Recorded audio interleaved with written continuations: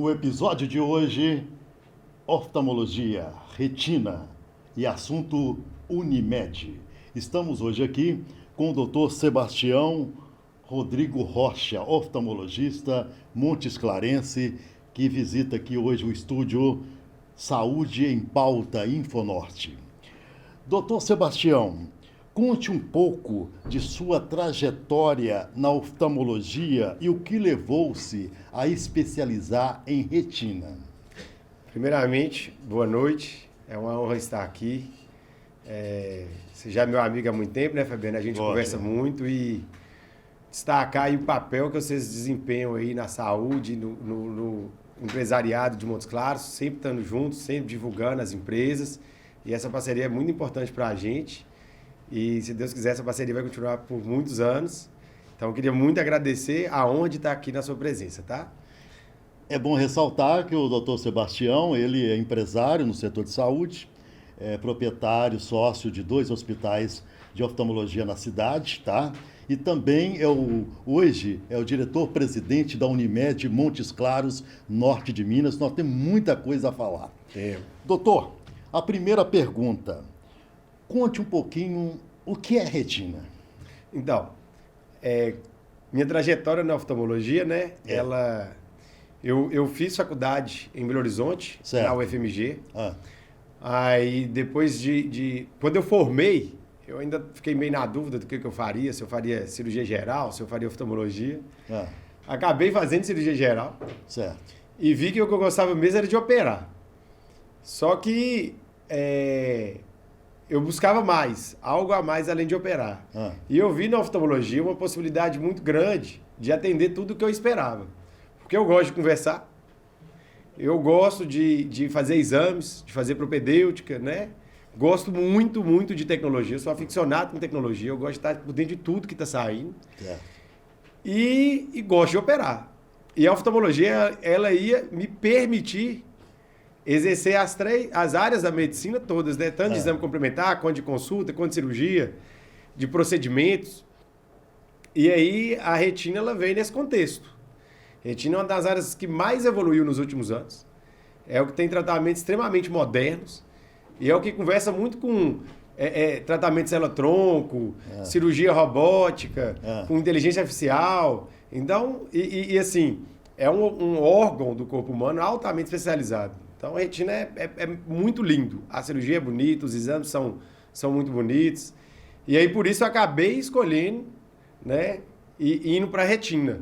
Fiz 3 anos de residência lá na Santa Casa de Belo Horizonte. Certo. Depois fiz 1 ano de especialização em retina clínica e 1 ano de retina cirúrgica. Então, ao todo, foram 6 de medicina, 2 de cirurgia geral, 3 de oftalmo, 1 de retina clínica e 1 de retina cirúrgica. Foi um caminho bem longo até aqui, né? Perfeito.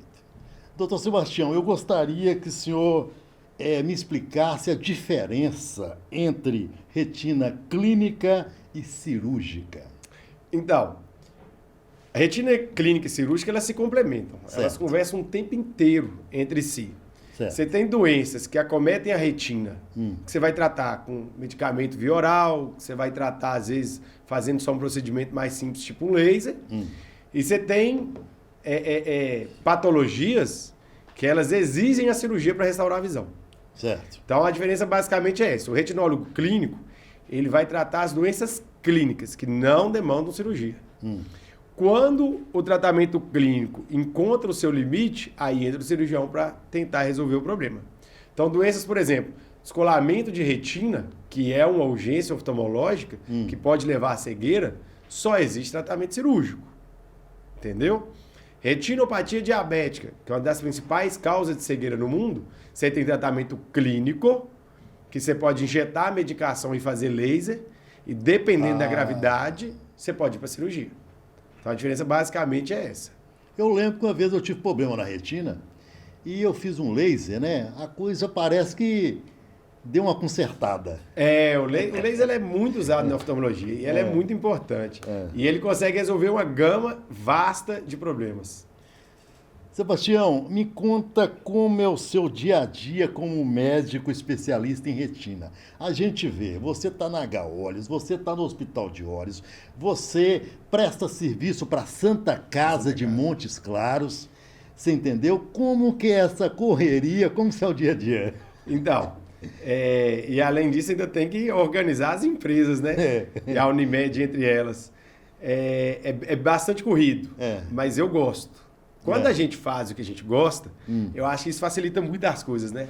Porque aquilo ali não se torna uma obrigação. Então, eu encontro muito prazer em estar ali trabalhando nesse dia a dia. E são clínicas com características diferentes. Sei. Apesar de parecer que é a mesma coisa, não é. A gente encontra públicos diferentes, doenças diferentes, segmentação diferente. Hoje, uma pessoa que quer fazer gestão, ela tem que ter uma organização. Então, o que eu aprendi com gestão é ter processo. Quando você coloca processo e faz as coisas de uma forma organizada, você consegue fazer muito mais do que você faria se você não tivesse todo um aparato por trás. Certo. Então, eu tenho uma equipe por trás de mim que me ajuda a organizar, que organiza a agenda, que organiza os pacientes, que organiza a minha chegada no hospital, a minha saída, que faz a interlocução entre os hospitais para fazer essa correria aí do dia a dia, que aí acaba funcionando, sabe? Mas não é fácil, não, mas é o que eu gosto de fazer.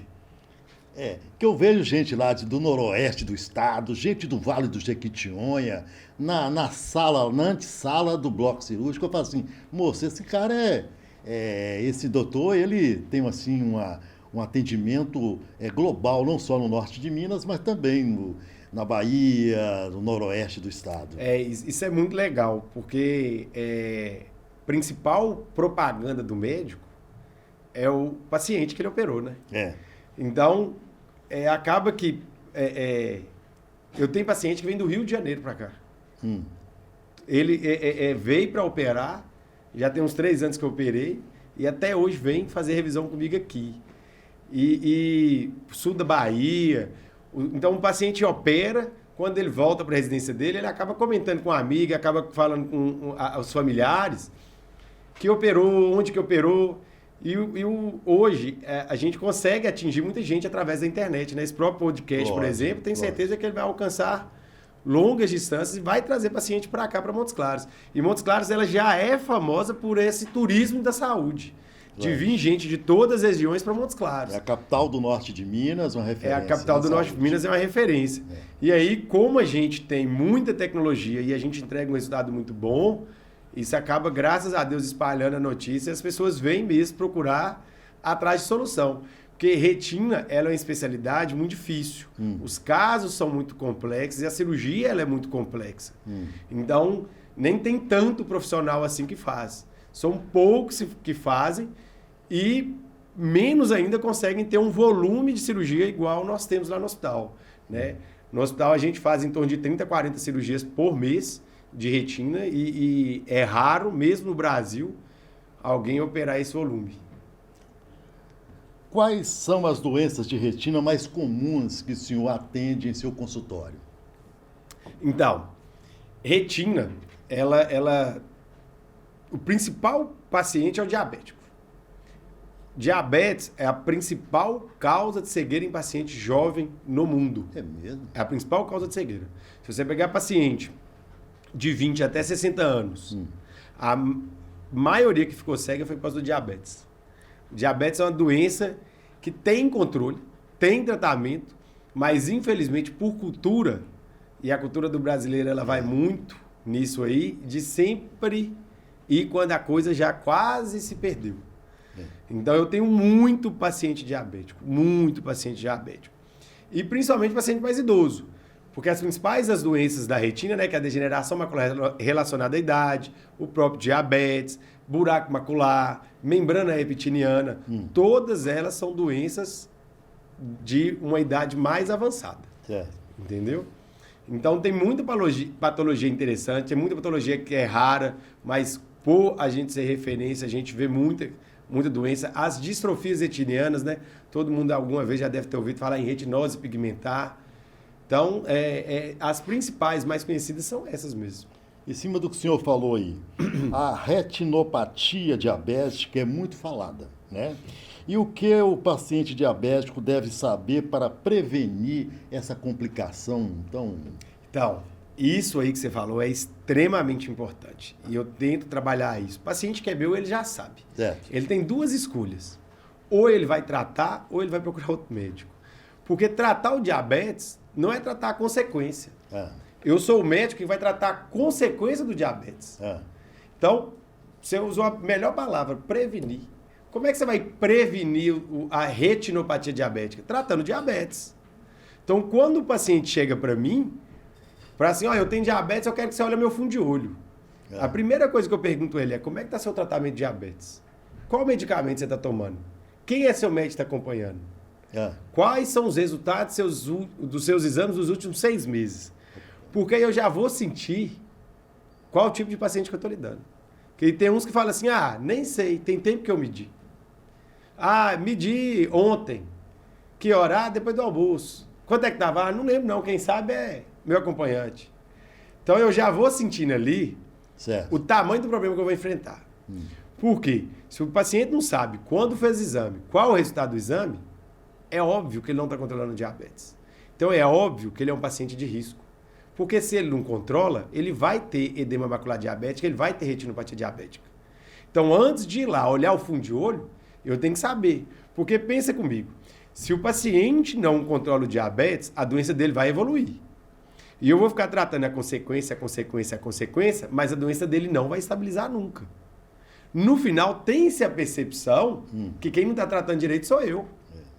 Então, se eu não for lá na base da doença e ajudá-lo a enxergar a importância de ele controlar o diabetes, eu não vou conseguir exercer com excelência o meu trabalho. Só para interromper, procurar um endocrinologista no caso, né? Eu sempre pergunto, quem que é seu endocrinologista? Se ele não tem, eu falo, primeira coisa que você vai fazer antes do próximo retorno é ir no endocrinologista, atualizar todos os seus exames e vir para cá sabendo qual o resultado dos exames, o que você tem que fazer para controlar a sua doença, qual medicação, qual dose, qual horário. Certo. Você tem que saber isso tudo, porque senão um tratamento que nós vamos instituir aqui no consultório não vai dar certo. Nós vamos conseguir adiar a cegueira, adiar a baixa de visão, mas uma hora ela vai chegar. Se eu estou apagando o fogo e você está jogando gasolina, uma hora vai acabar a minha água e você vai continuar dando linha na doença. E aí isso não vai ser legal. Então, e isso aí tá meu nome lá, né? Porque é muito desagradável, porque alguns pacientes, infelizmente, acabam evoluindo para cegueira, principalmente os que não controlam. Aí vai perguntar, com quem você tratou? Eu tratei com o Dr. Sebastião. E aí, como é que tá a sua visão? Não, minha visão não tá boa, não. Então, isso aí diz sobre mim também. Então, eu já faço a sabatina no paciente na primeira consulta e divido, você vai querer controlar? Porque toda vez que você vier aqui no meu consultório, eu vou te perguntar. Como é que está o diabetes? Como é que está o controle? Qual a última vez que você foi no endocrinologista? Como é que está a sua alimentação? Como é que está o exercício físico? E se você não andar na linha, eu vou brigar. Enquanto eu importar, eu vou brigar.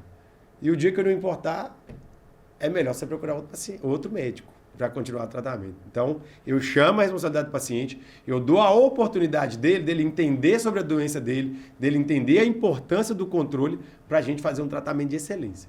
Porque eu sou perfeccionista, eu procuro sempre entregar o melhor e eu não meço esforços da minha parte para entregar o melhor para o paciente.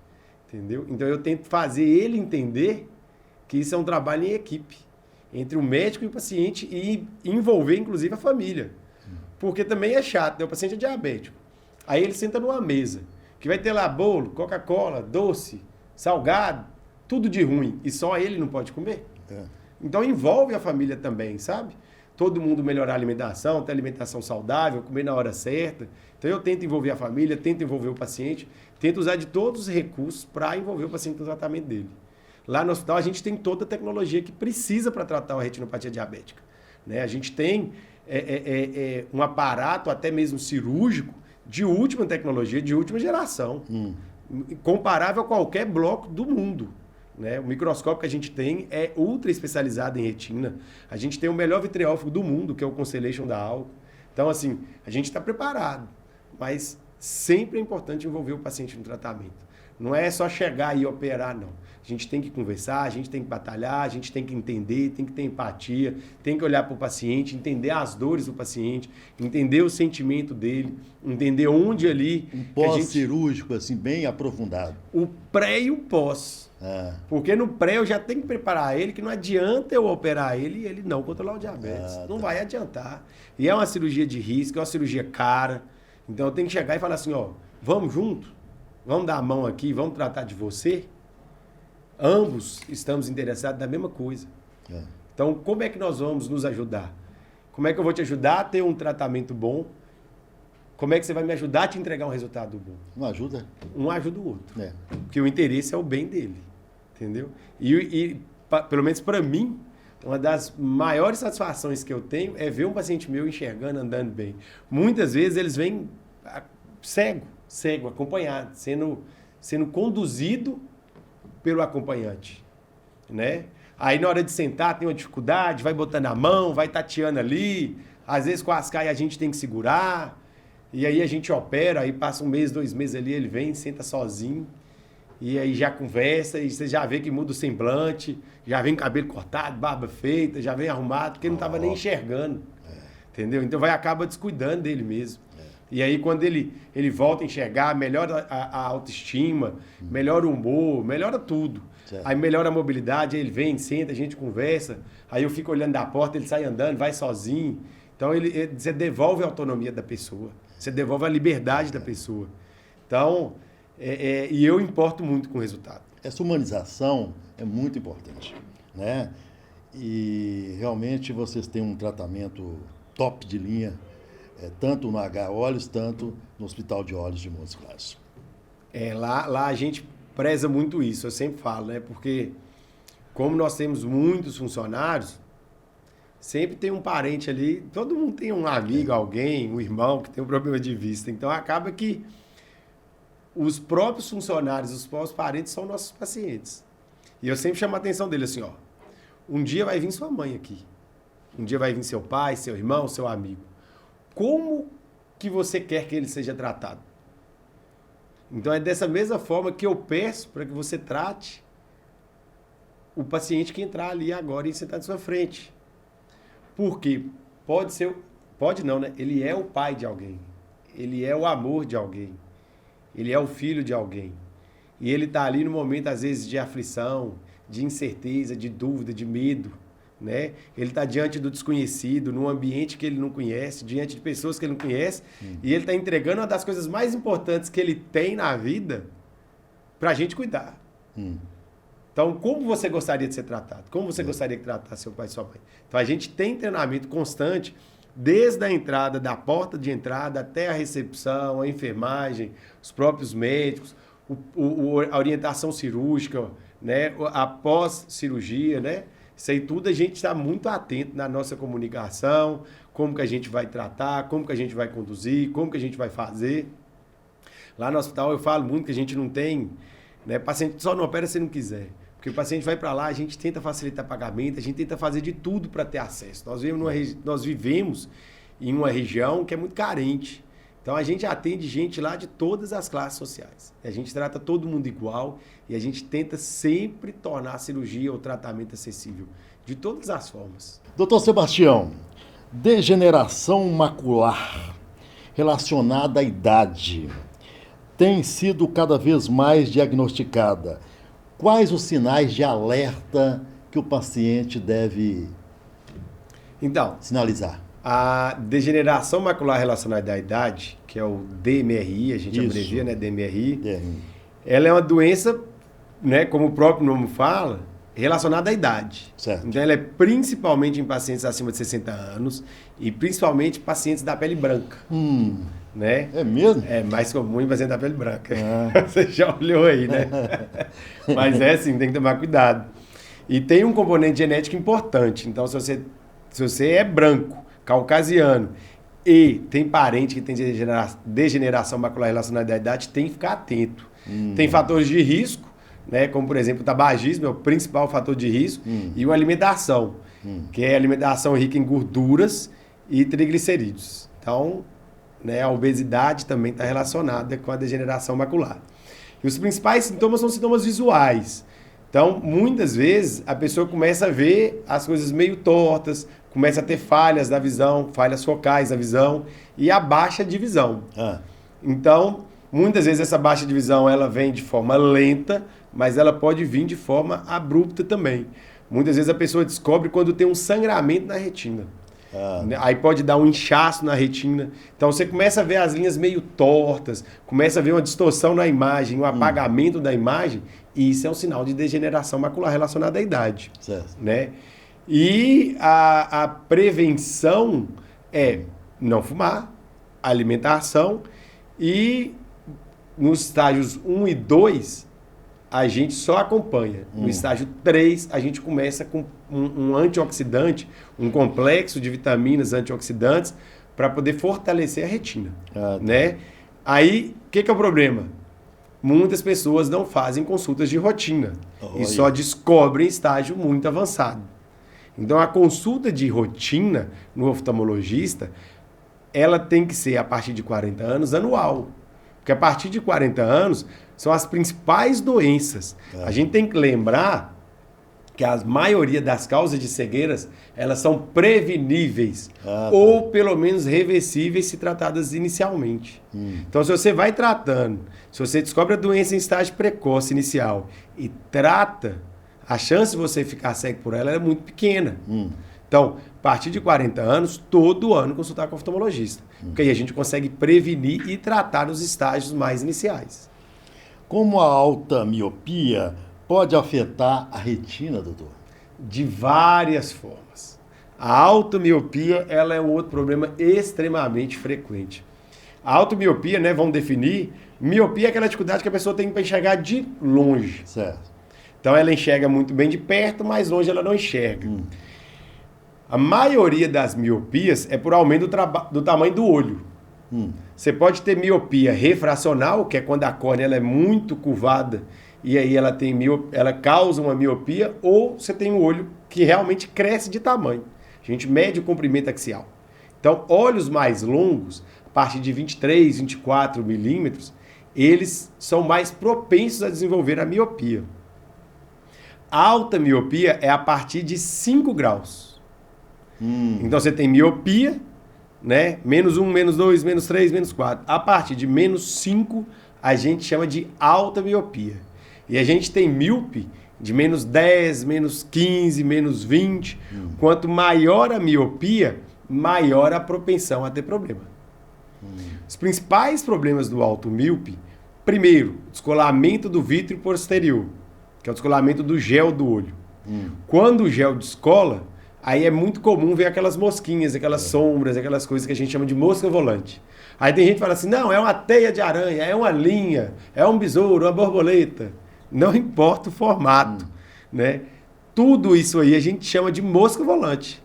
Então, muitas vezes a pessoa tem aquela necessidade de explicar. Não, eu vejo é uma linha, essa linha tá ali, tá aqui, não importa, é mosca volante. Aí você fala assim, você tem mosca volante? Não, não é uma mosca, não. Não, é mosca volante. O nome técnico é miodopsia. Então, é uma das doenças mais comuns que afetam o alto míope. Quando o gel do olho descola, ele pode levar a outras doenças. Por exemplo, ele pode levar uma rasgadura na retina. A rasgadura na retina pode levar a um descolamento de retina. Então, o alto míope, ele tem um risco maior de cegueira para o descolamento de retina. Além disso, o alto míope, ele tem uma propensão, o altíssimo míope, a ter membrana neovascular, que é uma doença que vai formando uma vascularização anômala na retina. E isso pode levar a sangramento e a baixa visual importante. Então,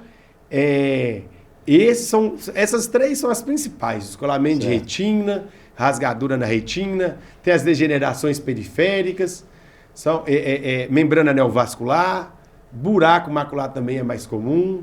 Então, tem algumas doenças que acometem o alto míope.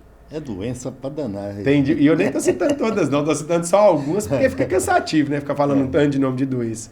Mas o alto míope, aí é independente da idade. Esse aí passou de 5 graus, de 6 em 6 meses ele tem que ir pro consultório fazer mapeamento de retina. É o ideal. E quando passa de 10 graus, eu gosto de pedir uma tomografia de coerência óptica. Uma tomografia da mácula, né?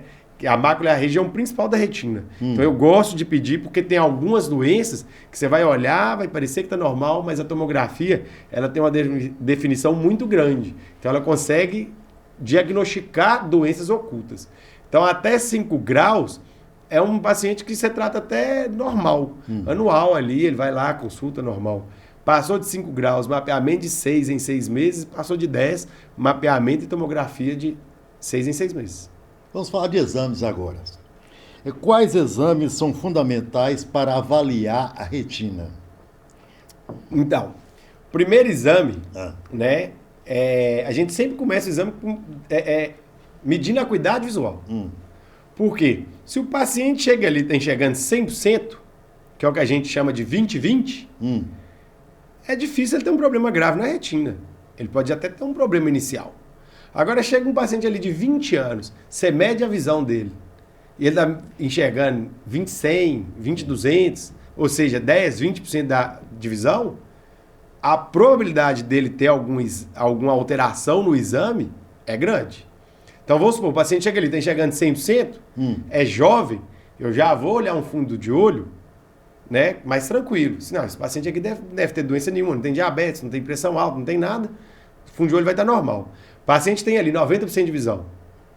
Se o paciente de 20 anos, 30 anos, tiver 98% de visão, eu tenho que descobrir onde é que estão os 2% que ele perdeu. E a chance de ser um problema da retina é grande. Se ele não for na retina, nós vamos procurar. É na córnea, é no cristalino, é no nervo do olho. Então, o primeiro exame que eu considero muito importante é a medida da acuidade visual. Medida da acuidade visual, você já vai preparado. O paciente ali tem 60 anos, não tem doença nenhuma, e tem ali uma acuidade visual de 90%, eu já vou ali pensando assim, ou ele vai ter uma catarata, ou ele vai ter uma membrana, ele vai ter alguma coisa. Aí, qual que é o próximo exame, então? A biomicroscopia e o exame de fundo de olho. Que aí você vai olhar com a lentezinha pequena, que faz um aumento de 78 vezes da retina, para você procurar, né, que é o exame clínico da retina. Você vai olhar a retina. É exame clínico. Então, você só vai ver. Quando você faz essa avaliação, você já vai ter uma ideia de qual o seu diagnóstico. E aí você vai conduzir o paciente para outros exames complementares. Correto. Aí nós temos a retinografia, que é uma foto do fundo do olho. Né? É importante essa foto por quê? Para acompanhamento ao longo do tempo. Então você tira a foto aqui. No ano que vem o paciente volta, você olha, ó, tava assim. Você vai lá no arquivo. Agora tava assim. Você vai lá no arquivo, hoje é tudo digital, né? Digital. Você vai lá no sistema, puxa a foto, e eu olho muito. Eu olho a foto, eu olho. Quando o paciente entra, eu já dou uma olhada em todos os exames que ele fez, já vou lá, olho qual que é a acuidade visual dele e já vou comparando para ver a evolução da doença. Aí nós temos um exame que é muito legal, que é a tomografia de coerência óptica. Muita gente confunde. Não é igual a tomografia que tem lá na radiologia, não. Ela é uma tomografia de coerência óptica. Ela emite a luz atravessa a retina, que a retina ela é transparente. Essa luz vai sofrer uma interferência, vai refletir e o aparelho ele consegue medir essa interferência e fazer uma imagem para a gente. Então, essa imagem hoje, ela tem uma definição de até 4 micras. Então, você consegue ver detalhe do detalhe da retina. É quase que um corte anatômico da retina. É um dos principais exames. E como ele usa só a interferência da luz, e é luz, você pode repetir ele 50 milhões de vezes que ele não tem nenhum efeito colateral para o olho. É zero. Então, é o exame que a gente usa muito no dia a dia, a tomografia de coerência óptica. Pra você ter ideia, hoje, você já tem tomografia que ela é capaz de emitir 300 mil feixes de luz. Vai e volta por segundo. Olha para você ver como é que a tecnologia hoje é fantástica. E cada vez mais você tem uma definição melhor. Aí você tem um mapeamento de retina, que aí você vai dilatar o paciente, olhar toda a periferia da retina para ver se não tem uma rasgadura, se não tem uma degeneração periférica, se não tem uma neovascularização periférica. Você tem outro exame que é fantástico, esse é muito bonito de se ver também, que é um exame que você injeta um contraste na veia do braço do paciente. É mesmo? Esse contraste ele vai viajar pelo corpo até chegar no olho, pela artéria central da retina. Aí você tira foto com filtros especiais que vai mostrar toda a vascularização da retina. E você consegue ver o sangue chegando no olho pela artéria central da retina e voltando pela veia.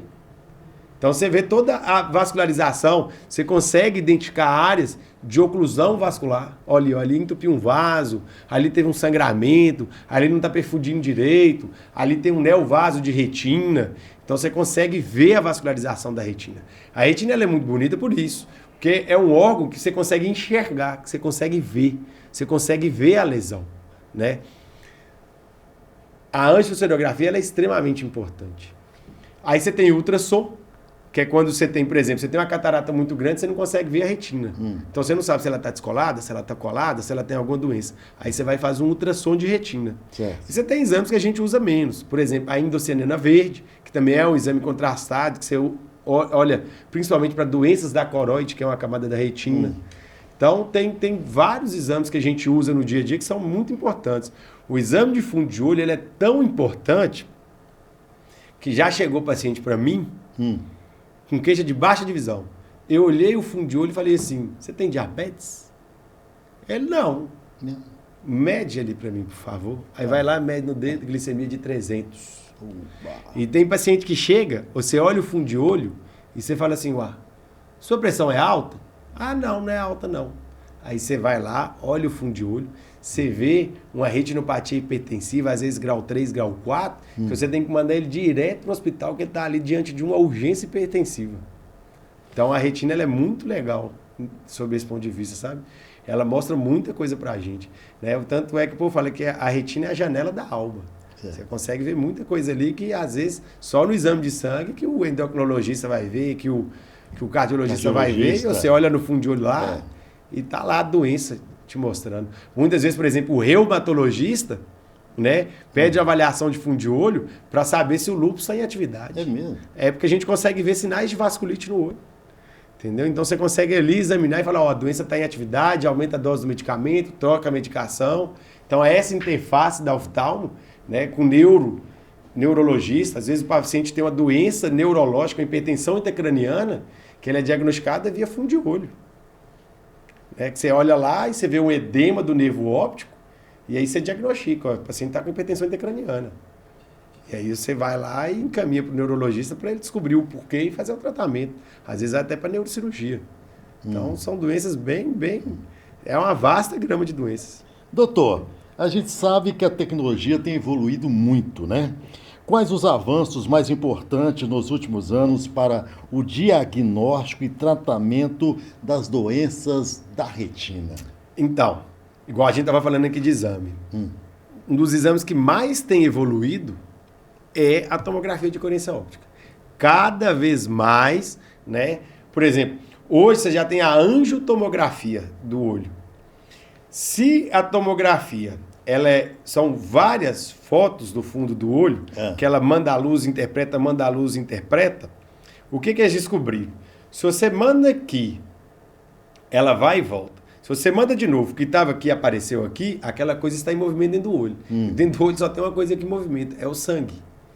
Então eles conseguem pegar isso ali, interpretar e ver a vascularização do olho só com emissão de luz e recepção de luz. Emissão e recepção. Então você faz uma angiotomografia que você consegue ver direitinho toda a vascularização nos mínimos detalhes.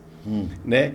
E além da angiotomografia, os exames de angiografia hoje, ultrafield, que são de amplo campo, você consegue quase que com uma foto ver todo o fundo do olho atingindo a extrema periferia da retina, que antes era inacessível, e diagnosticando, às vezes, uma área de má perfusão que está causando doença na área central da retina. Então, os exames eles têm evoluído. E a retina, ela é tão fantástica que as coisas assim que estão em pesquisa é principalmente a retina. Pesquisa com célula-tronco é na retina. Terapia gênica é na retina. Inteligência artificial vai mudar a forma como a gente faz diagnóstico de retina. Né? A cirurgia robótica de retina é cada vez mais uma realidade, né? Cada vez está mais próxima de acontecer no dia a dia. Por enquanto é só a nível de pesquisa, mas está cada vez mais próximo. Né? Os próprios aparelhos para visualização de fundo de olho, hoje a gente tem cirurgia em 3D, que a gente coloca um óculos, o microscópio filma e você opera em 3D. É. Entendeu? Com a posição anatômica melhor para o cirurgião, entregando melhor visualização e melhor resultado na cirurgia. Você tem hoje tomografia intraoperatória, porque antes você tinha que acabar a cirurgia e o paciente ia para lá para operar. Como a tomografia ela tem uma altíssima definição, você consegue ali no intraoperatório fazer a tomografia em tempo real. Você vai mexendo aqui e vai vendo na tela o que você está fazendo.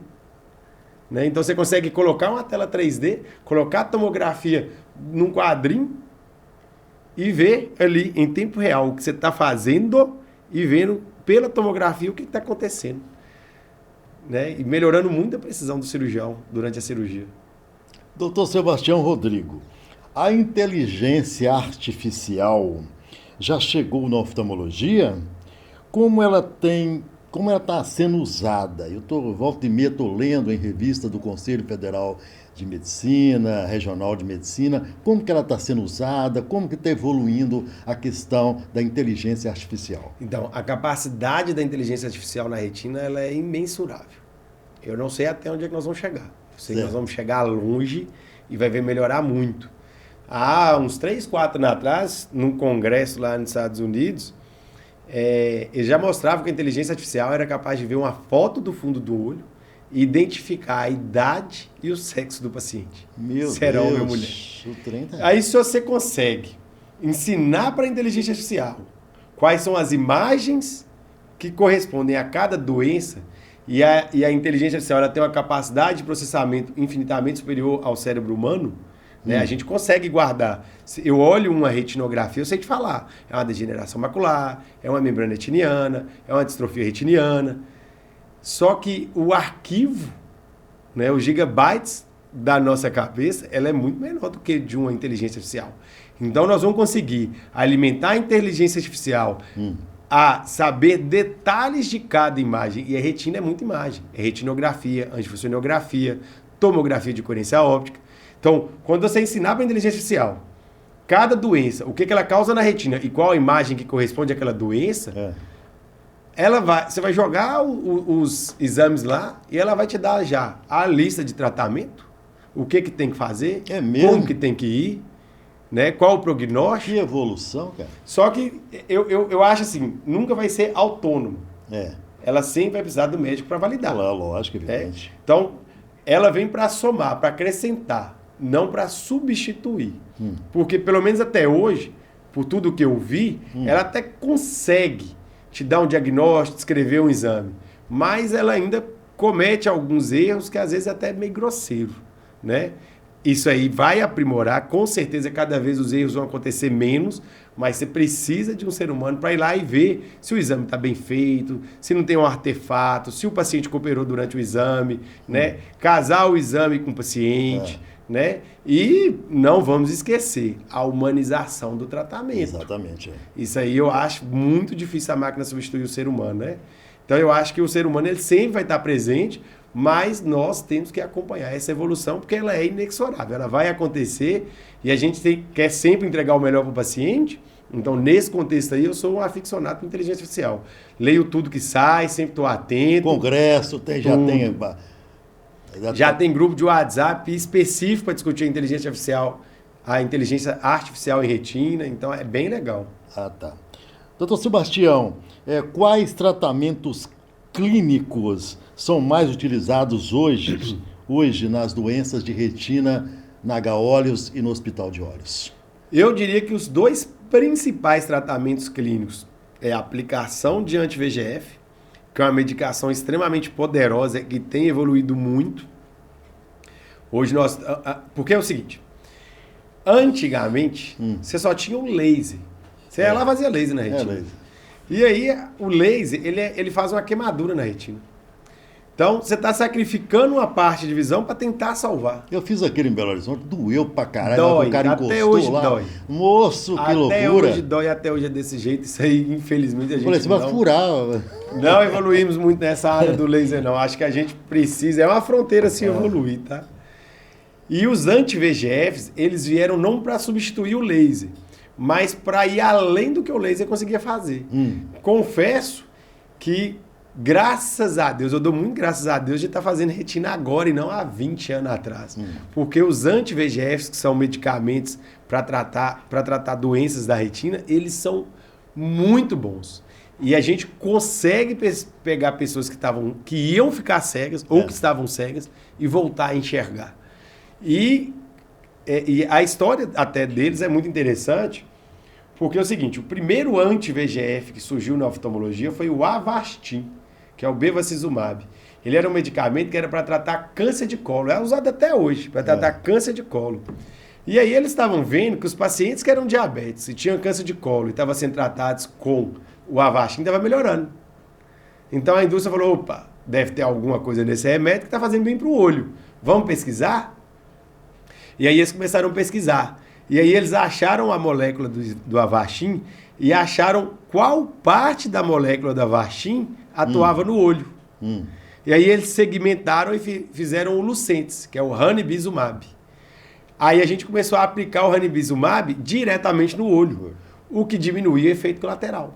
Se o paciente é só diabético e ele tem uma retinopatia diabética, eu tenho que tratar só o olho. Porque aí eu vou ter menos efeito colateral e eu tenho o efeito que é de salvar a visão. Do ranibizumab veio o Eylea, do Eylea veio o Eylea de 8mg, que é o Eylea HD, e agora tem o faracimab. Então, hoje, graças a Deus, lá no hospital, a gente tem toda essa gama de medicamentos. Cada paciente tem uma indicação, são medicações caras, então a gente sabe qual paciente é elegível ou não para o tratamento.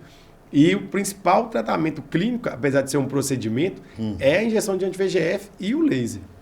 Dr. Sebastião Rodrigo Rocha, tem uma pergunta aqui interessante.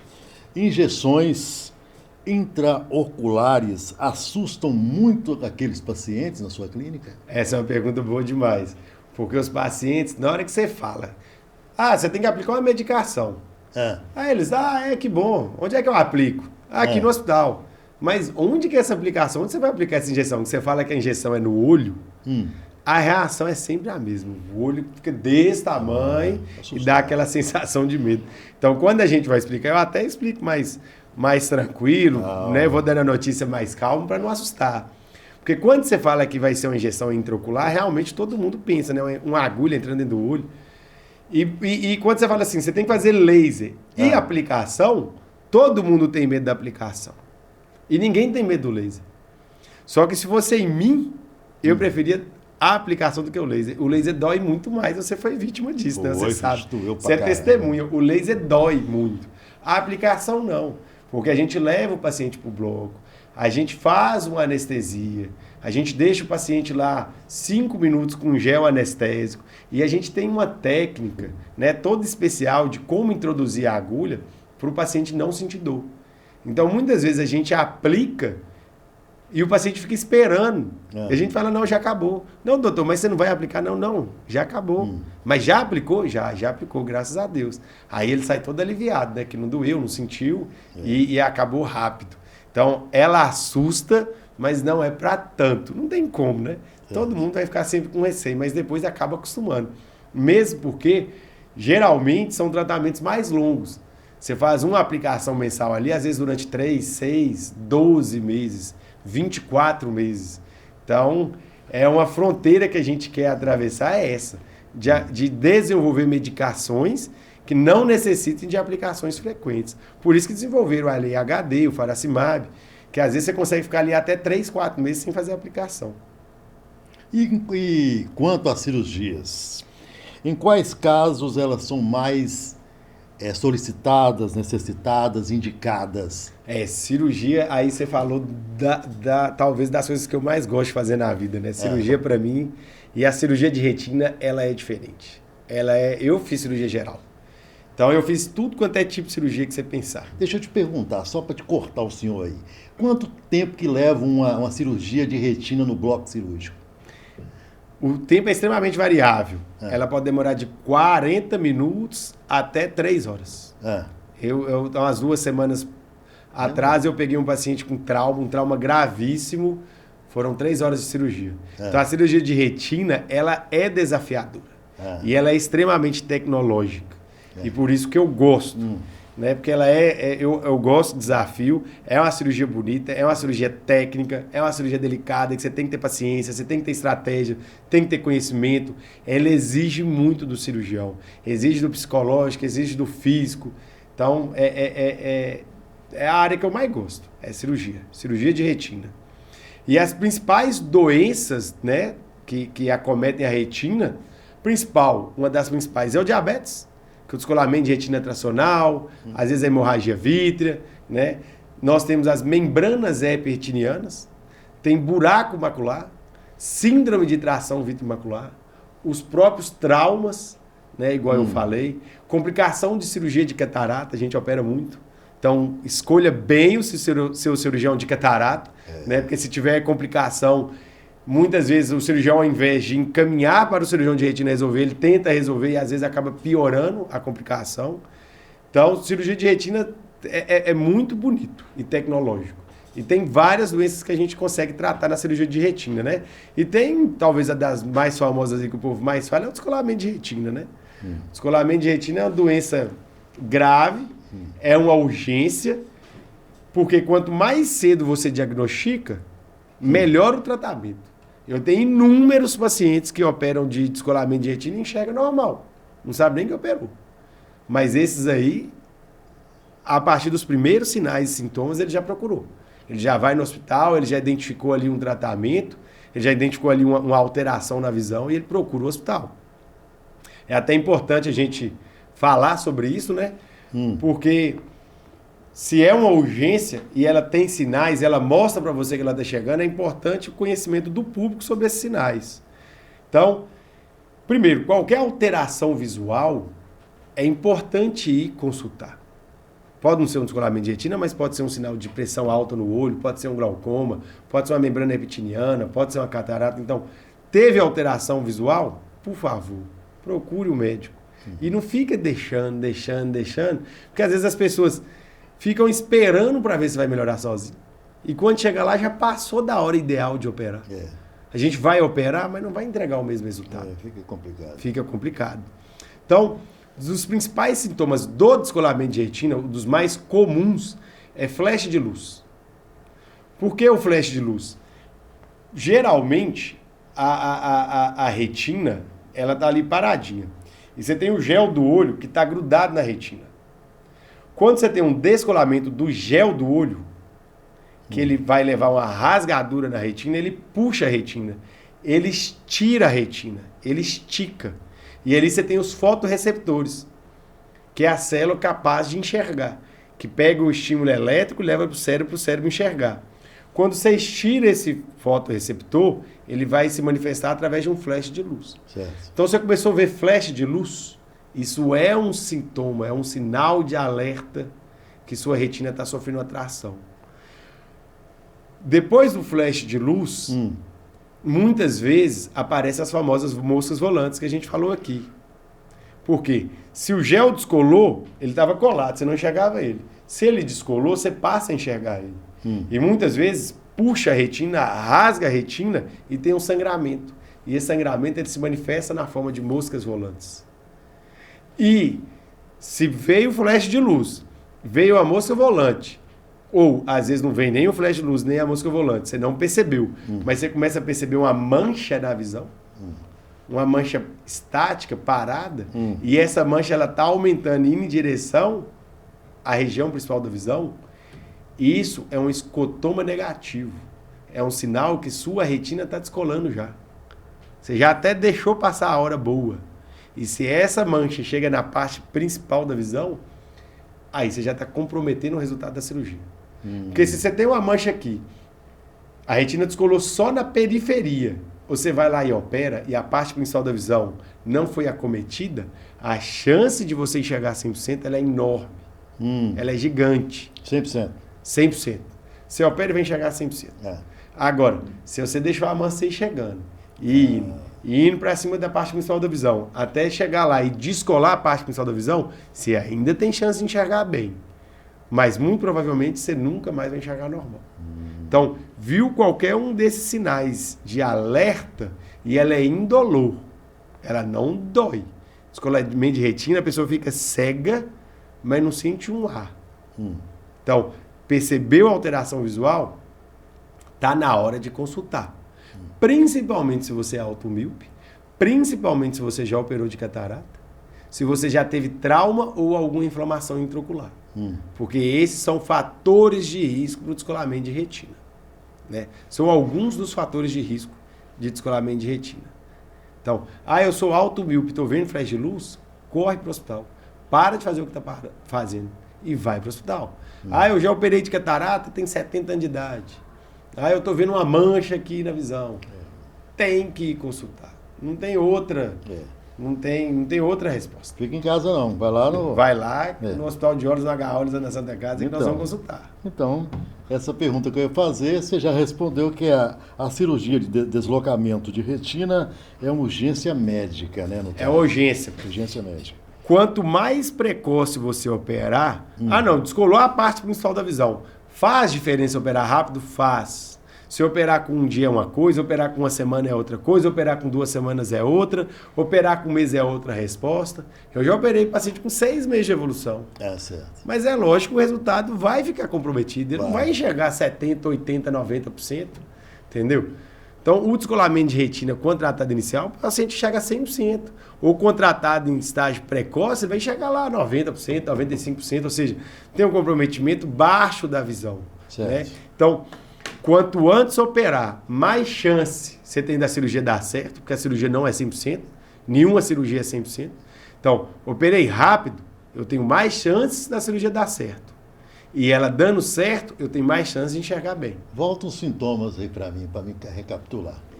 Flash de luz, mosca volante e perda de campo visual.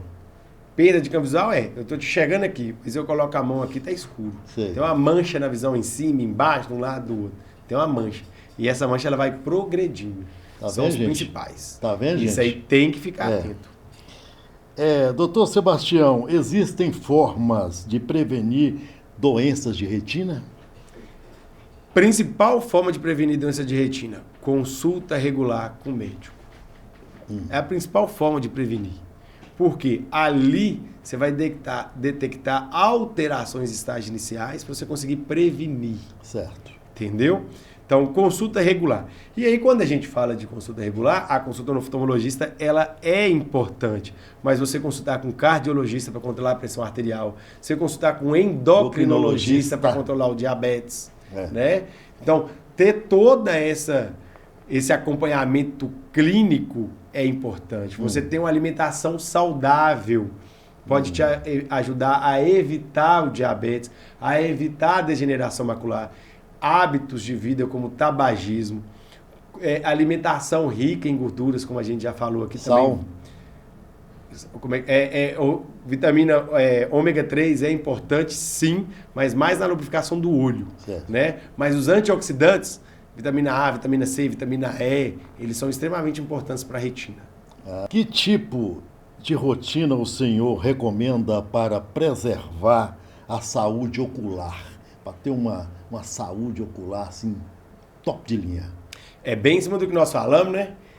Exercício físico é importante, porque evita obesidade, evita diabetes, evita pressão alta, evita várias complicações cardiológicas e de níveis pressóricos que podem levar a aparecimento de doenças no olho. Certo. A alimentação saudável é extremamente importante, rica em antioxidantes, vitamina A, C, E, zinco, luteína, zeacetina, são extremamente importantes para a saúde da retina, né? Evitar o tabagismo é fundamental.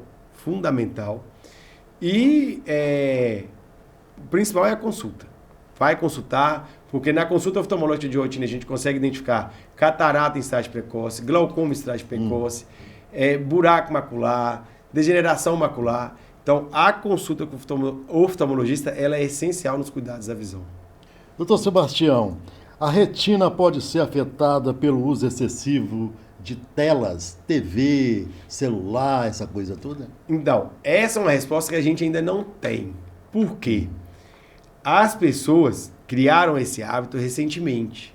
Qual que vai ser o efeito dessas telas a longo prazo? Porque a gente está pegando hoje criança que fica o dia inteiro no celular. Certo. E a gente já pode afirmar, isso já tem estudo provando que o uso de tela é responsável pela epidemia de miopia que a gente está tendo. Então, o uso de tela, ele aumenta o índice de miopia. Ele aumenta a progressão da miopia. Isso aí já está estabelecido. Tanto que criança até 5 anos nem deveria usar a tela. Nem deveria. E a gente vê hoje adulto desenvolvendo miopia, coisa que antes a gente não via, que provavelmente é pelo uso de tela. Agora, a gente acredita, né, que tem muita coisa aí que nós vamos descobrir. Nessa geração Z aí que está vindo, sendo criada desde o nascimento praticamente com tela. Quais vão ser os efeitos disso quando elas estiverem com 30, 40, 50, 60 anos? Então são respostas que o tempo vai nos trazer. Doutor Sebastião, que mensagem o senhor deixaria para os nossos ouvintes, telespectadores, sobre cuidar da visão? Gente, o principal ativo que a gente tem na nossa vida é a saúde. Né? É uma das coisas mais importantes que a gente tem é a saúde. Porque com saúde, você vai estar bem para ajudar o próximo, para cuidar do próximo, vai estar bem para trabalhar, para viajar, né? Sem saúde, a gente não é nada. E na saúde, uma das principais fatores que impactam na qualidade de vida é a qualidade de visão.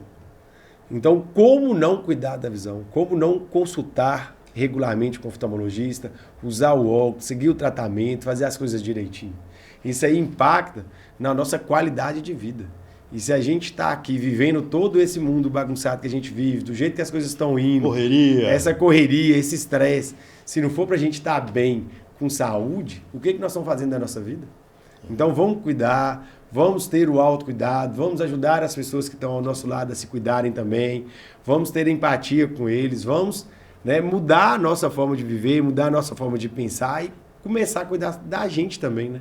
Eu acho que a gente tem que se aproximar, ter mais cuidado com o outro, mais carinho com o outro, né? A gente vê aí muitas discussões políticas afloradas, irmão brigando com irmão. Esporte, futebol. Isso aí não leva a nada, não. não. Leva a nada. Eu acho que a gente tem que mudar um pouquinho o nosso foco para o autocuidado e o cuidado com o próximo.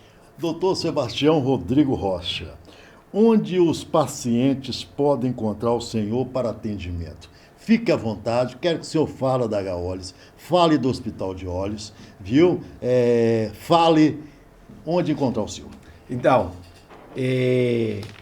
como vocês puderam perceber por toda a entrevista, né, eu gosto muito de qualidade e gosto muito de tecnologia. Lógico. Então, os lugares que eu atendo, eles estão muito preparados para resolver qualquer tipo de problema na retina.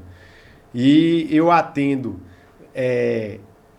toda semana no H-Olhos, né, que é ali na Avenida Afonso Pena, logo ali quase em frente ao Cumilão.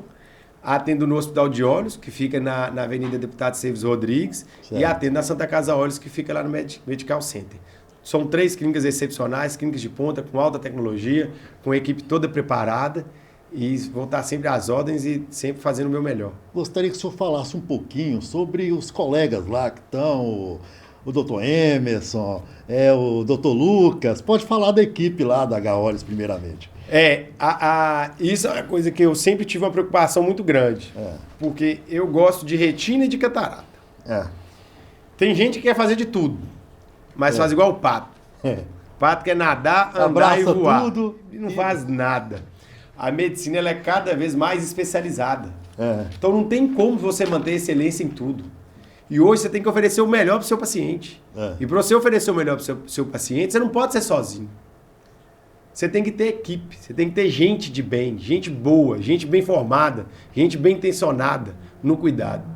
Então hoje eu fico muito à vontade quando chega um paciente com glaucoma grave de encaminhar para um colega igual o Dr. Lucas, né? Dr. Emerson, que é um oftalmo espetacular. Ele examina o paciente, ele senta, ele conversa, ele entende o paciente. Então eu fico muito à vontade para encaminhar com o Dr. Emerson.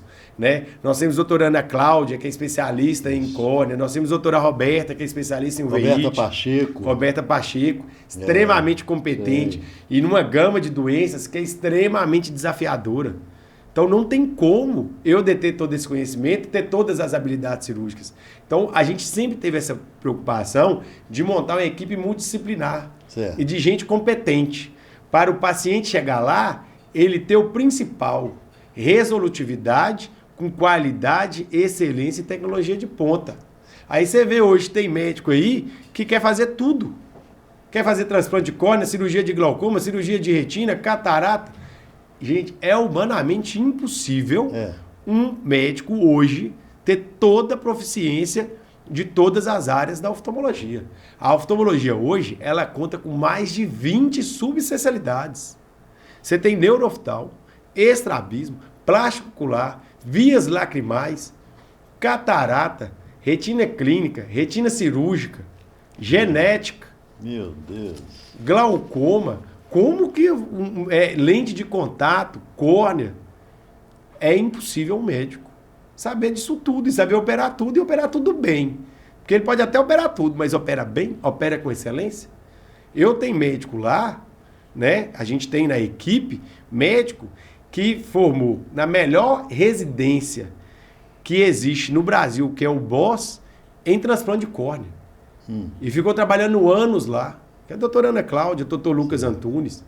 Ficou trabalhando lá há anos, fazendo só transplante de córnea. Então é aquela pessoa que dedicou a ser excelente numa área extremamente nobre.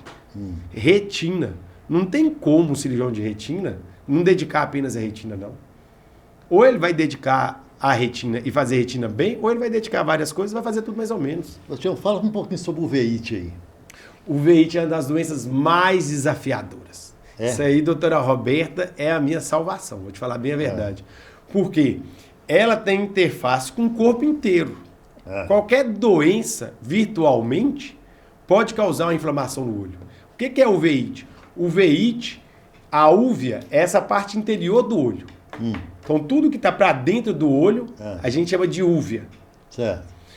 Uveíte, então, não é tudo que acaba em ite, é inflamação. Então, uveíte é a inflamação da parte interna do olho. E ela é tão interessante que às vezes você tem lá uma esclerite, que é a inflamação dessa parte branca aqui, e você vai lá, examina o paciente e não acha nada.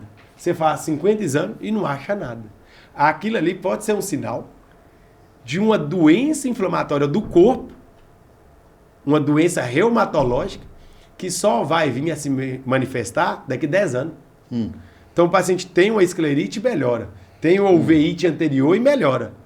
E 10 anos depois ele começa a ter dor na junta, inflamação na junta. Aí ele vai e desenvolve a uveíte. Desenvolve a doença reumatológica dele, às vezes um lúpus, uma artrite reumatoide. Então, uveíte. Aí, por exemplo, paciente hoje, né, voltou com toda a força, sífilis. Voltou com toda a força. Hoje a gente tem uma epidemia de sífilis. É um problema de saúde pública. Aí aparece o paciente lá, com o olho inflamado. Aí você vai, pesquisa, olha, examina. Pede exame de sangue, o paciente está com sífilis. Sífilis ocular. Tuberculose ocular. Tudo isso é doença inflamatória do olho.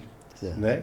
Então, o veite é uma área da oftalmologia que é desafiadora. Sebastião, agora eu quero que você fale sobre o Hospital de Olhos. Lá está o meu amigo, doutor Vilela também, seu sócio. Fala um pouquinho sobre o Vestman Vilela aí. O Hospital de Olhos, ele é um dos pioneiros na cirurgia de retina aqui em Montes Claros. Ele é um dos pioneiros em transplante de córnea. É um grande centro de referência no Brasil hoje, em cirurgia de catarata a laser. Lá a equipe é extremamente competente, é completa, né? E a equipe, ela dialoga muito. Quantos médicos que atendem lá hoje? Hoje a gente até fala em Grupo Hospital de Olhos, né? Que no Grupo Hospital de Olhos faz parte a unidade de Pirapora, a unidade de Januária, o H Olhos e o Hospital de Olhos. E nós estamos construindo Brasília de Minas e Diamantina. Então hoje nós estamos com 4 clínicas, construindo 2 e estamos com um plano aí prospectando para fazer uma expansão maior ainda. Hoje, no grupo, a gente deve ter em torno de 30 oftalmologistas. Se não for um pouquinho mais. Então, a gente consegue abranger várias áreas da oftalmologia. Qual é a área do Dr. Westman Vilela e do Dr. Og Vilela? Dr. Og, ele faz glaucoma e catarata. E Dr. Westman Vilela, ele faz cirurgia refrativa, retina e catarata. Ele tem um equipamento lá que eu compro, que só ele tem aqui no interior do estado. É o laser. É o laser. É o laser. O laser de pioneiro, eu lembro, lançamento e tudo. É o laser de Fento II, que é o laser que a gente opera. É diferente do laser que você fez, tá? Esse laser ele é cirúrgico. Cirúrgico. Ele serve para se fazer cirurgia de anel de Ferrara. Dentro do bloco. Dentro do bloco. Então ele é usado para fazer anel de Ferrara, ele é usado para fazer LASIK, é usado para fazer cirurgia de catarata, né? Então lá a gente tem aparelho para fazer cirurgia refrativa, para correção do grau e tirar o óculos. A gente faz muita faco refrativa também, que é para tirar o óculos. Então lá o tratamento oftalmológico é de ponta. Eu tenho uma última pergunta aqui desse bloco. Uma última curiosidade. Existe alguma história marcante que viveu como médico que gostaria de compartilhar aqui? Eu sei que você já vivenciou algumas cidades do norte de Minas. O pessoal de Caraí de Minas já me contou. O Sebastião lá atendendo no posto de saúde, unidade básica de saúde, atendendo o povo em geral do norte de Minas, lá em loco. Me conta um pouquinho, uma curiosidade que você se marcou que tem marcado cada vez mais nessa profissão como médico atuante aqui no norte de Minas Gerais. Eu vou te falar que são muitas histórias legais, sabe? O meu convívio com meus pacientes, ele me ensina muito. Eu aprendo muito com eles a valorizar a vida, a valorizar o próximo, a valorizar a saúde. Porque a gente encontra histórias ali, às vezes, muito tristes, de pacientes que chegam ali cegos e voltam a enxergar, sabe? Eu estava falando que eu tenho uma paciente do Rio de Janeiro, essa é uma história legal, que quando eu estava lá na residência, lá em Belo Horizonte, tinha uma paciente que ela era uma irmã da igreja. E ela era daqui de Montes Claros e ela consultava com um residente que estava à minha frente. Quando esse residente saiu, ele foi e falou assim, essa aqui é uma irmã de Montes Claros e ela é freira e eu tô saindo da residência, tô indo embora e eu vou deixar para você tratar com ela. E essa irmã, ela tratou comigo por mais de 10 anos. E aí, coincidentemente, ela era amiga de um padre do Rio de Janeiro. E aí tinha uma paciente lá, que ela já tinha passado com alguns médicos lá, ela já tinha perdido uma visão praticamente, e a única visão dela que era boa, ela estava perdendo. E aí, não sei por que os médicos lá não quiseram operar ela e contraindicaram e falaram que não tinha tratamento da doença dela. E aí, através desse padre que conhecia a irmã, ela saiu do Rio de Janeiro e veio para consultar aqui comigo. E aí eu diagnostiquei, e a gente tratou, e ela é minha paciente até hoje, já tem uns 5 anos, que ela sempre vem do Rio de Janeiro, e eu sempre falo com ela, não, agora já está bem, você está estável, fica lá, e ela vem. E isso é muito legal. E tem sempre as histórias, né, igual eu falei aqui, de paciente que...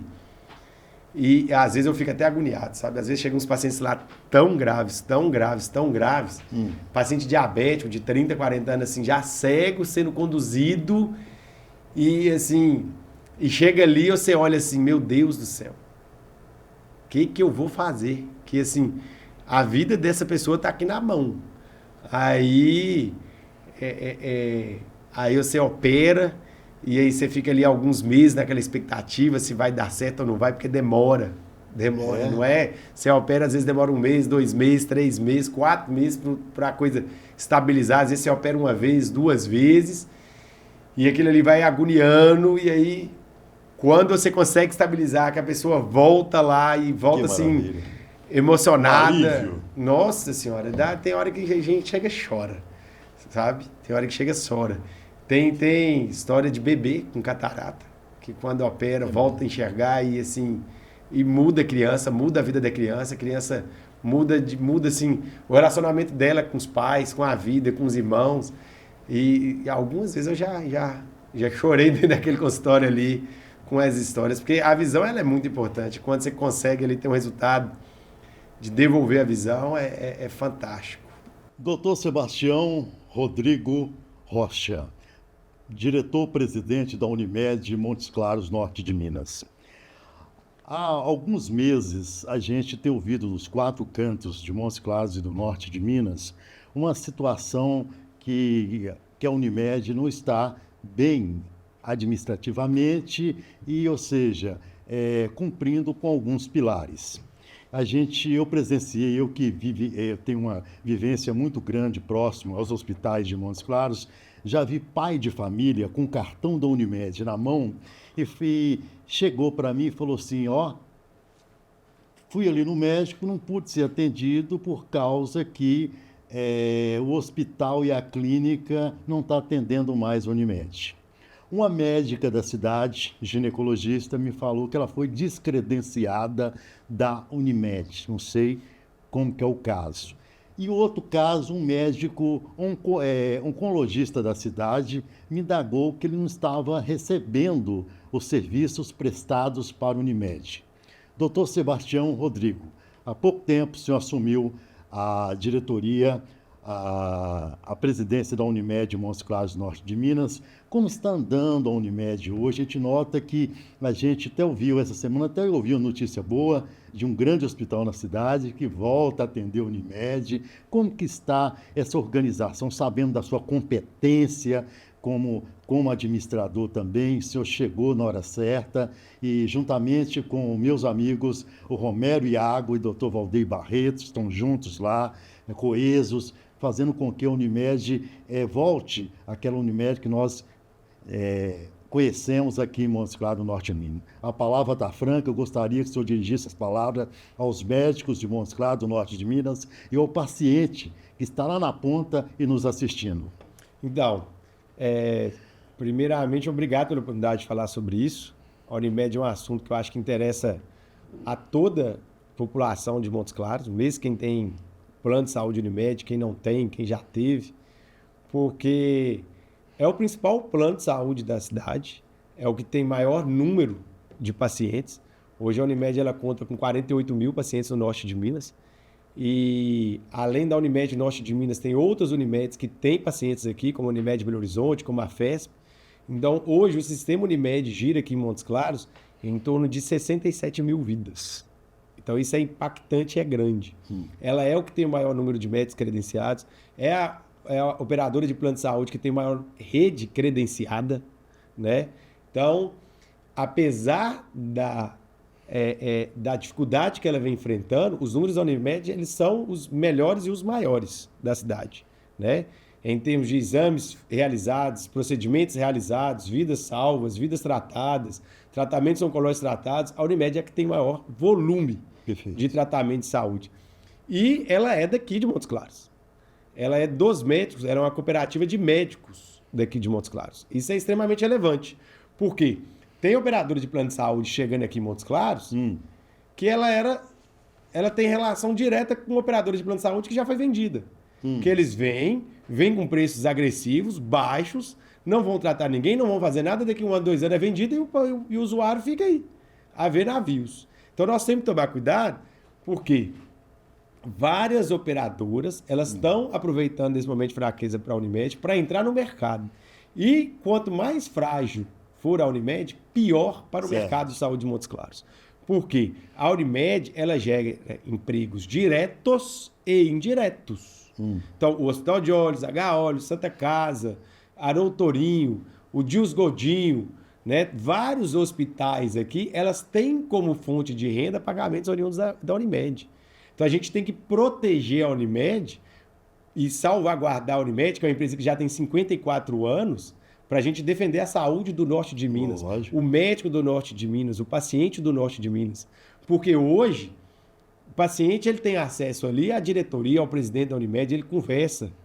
Eu fico sabendo de casos que eu entro para resolver no caso de paciente.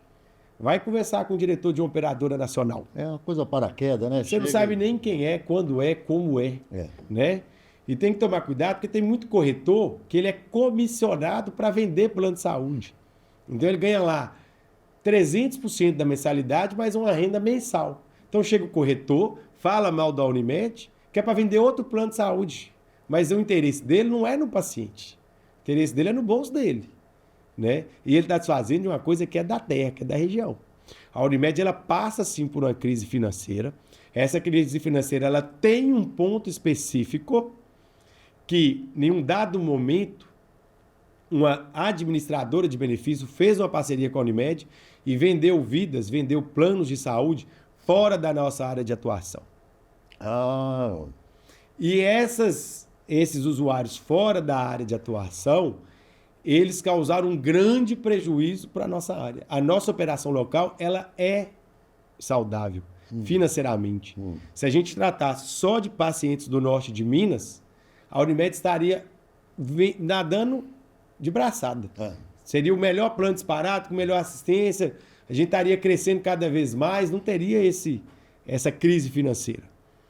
Só que a gente encerrou o contrato com essa administradora de benefício e ela deveria ter transferido esses beneficiários para outra operadora de plano de saúde local, lá. Então, por exemplo, hoje a gente assiste vidas lá em João Pessoa, no Paraná, em Mato Grosso. Que confusão. E a gente não tem rede ali. E acaba que saem tratamentos muito, muito caros. E a Unimed, ela não pode negar atendimento. Ela tem que absorver esse atendimento. Erro da administradora de benefícios que agiu de má fé. Era obrigação dela. E ela foi lá e cancelou o plano de saúde. Entendeu? Então, alguns desses beneficiários dessa administradora de saúde entrou na justiça contra a Unimed. Porque ele não entende a relação. A relação dele é com a administradora de benefício. Tá. Não é com a operadora de plano de benefício. A operadora, ela opera o atendimento. Mas quem cobrava mensalidade, quem era dona do contrato, era a administradora. Isso aí gerou uma judicialização que hoje a Unimed tem 500 processos judiciais. E assiste mais de 600 pessoas espalhadas no Brasil por causa desse processo. A Unimed, ela tentou entrar em acordo. Várias reuniões foram feitas com esse grupo. Entendeu? Esse grupo ele atua em Belo Horizonte, atua em São Paulo, atua em Brasília. Eu mesmo fiz diversas viagens para encontrar com os administradores e tentar negociar. Mas quando a pessoa não tem boa fé e boa vontade, não adianta. Não vai. Não vai. Não anda. Então a gente decidiu judicializar, a gente judicializou já.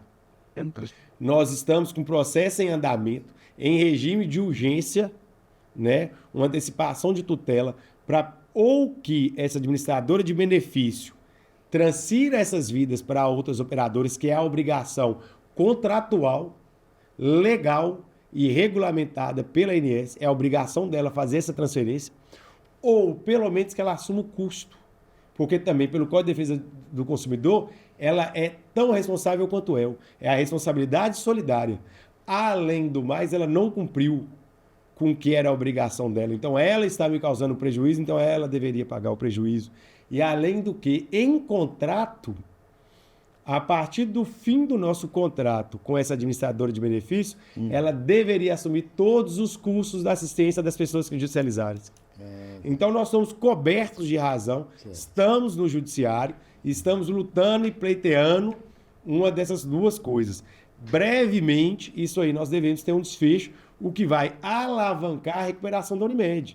Porque não quer dizer também que a gente não consiga reduzir o custo dessa assistência que nós damos para pacientes de fora e que a gente não consiga sobreviver, mesmo prestando assistência cara que nós já estamos prestando.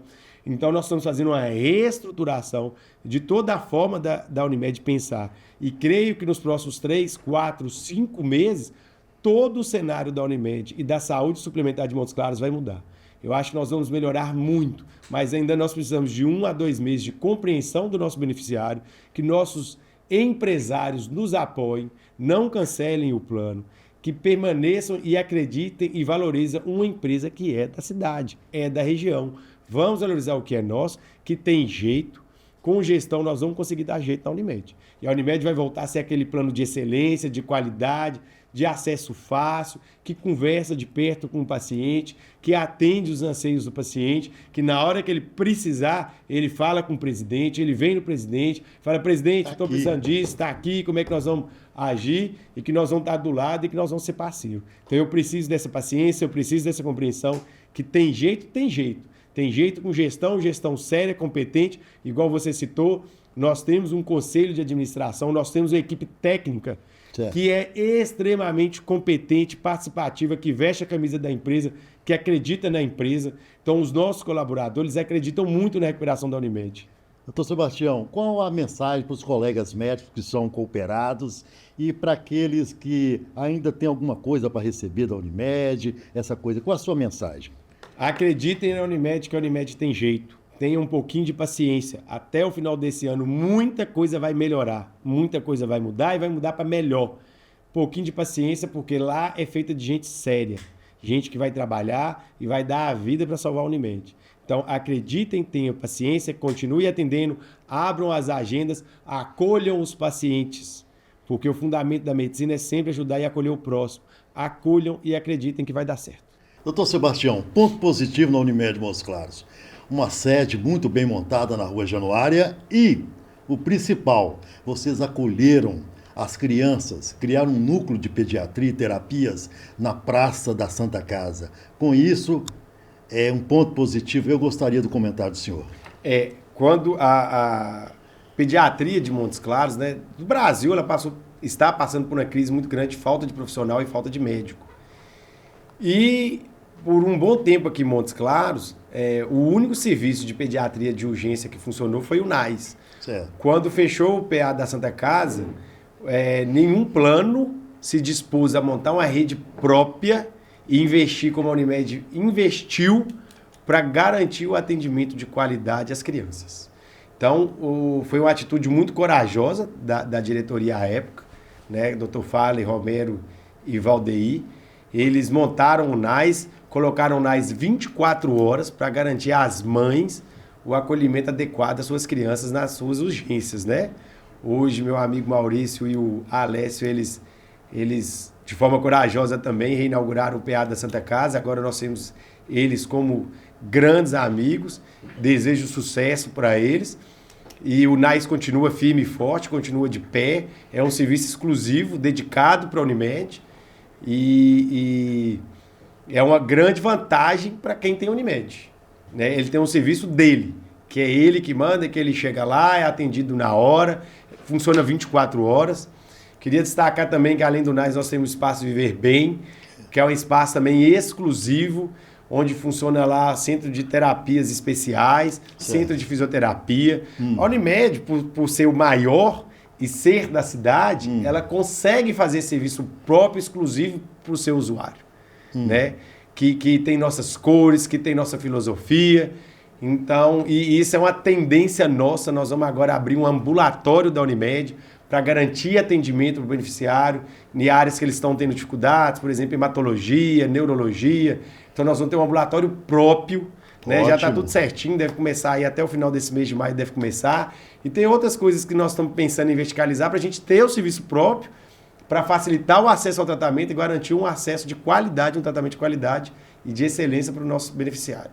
Doutor Sebastião, em nome da equipe do Jornal Infonorte, do podcast Saúde em Pauta, queremos agradecer ao senhor pela presença aqui, por esclarecer, falar de retina, falar de oftalmologia, falar de Unimed. Estou muito satisfeito de ter recebido o senhor aqui.